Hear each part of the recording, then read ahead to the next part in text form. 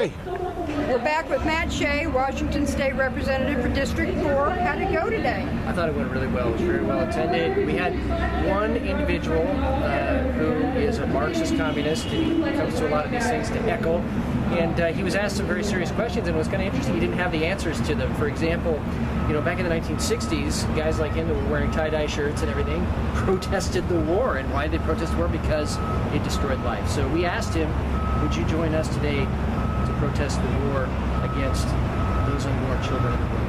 And it was interesting, he didn't really have a response to that. And I think that that's what we have to do. We have to ask folks a question, make them think. If you believe in the non-oppression, non-aggression principle, then you cannot in any way support abortion, because that's ripping apart another human being. That's aggression. That's the very definition of aggression. In the most innocent place in the world. What should be the most innocent place in the world. Absolutely. What's next for Olympia? Well, we're going to continue pushing the amendment to the budget to defund Planned Parenthood. There were only 8 of us who voted against the budget because it continued to fund Planned Parenthood.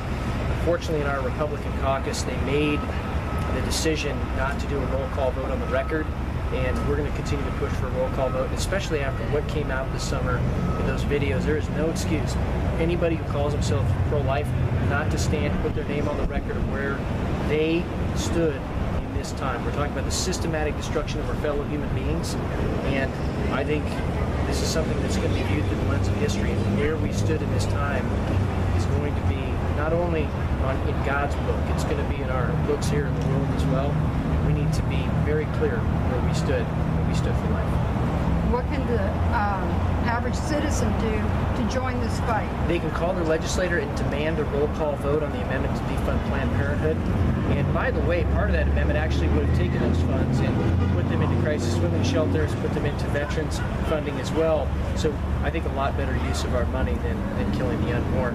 But that's what people can do. They can get on their email, they can get on the phone, and most importantly, meet with their legislator face to face and say, look, I'm watching how you're going to vote on this, and I want a roll call vote to defund Planned Parenthood in Washington State. A roll call vote. That's what's needed. That's what's needed. Thank you, Matt. Hey, thank you guys.